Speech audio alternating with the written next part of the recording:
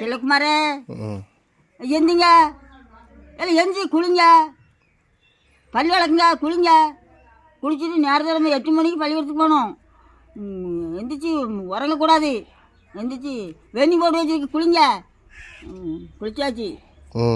சரி கிளம்புங்க, சாப்பிடுங்க. சாப்பிட்டு இன்னும் 8:30 ஆயிட்டு, 7:30 ஆயிட்டு.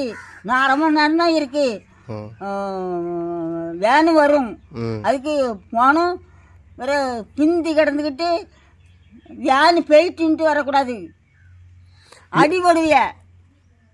உங்கள் அம்மா அப்பா கண்டிஷன் உனக்கு கிடையாது.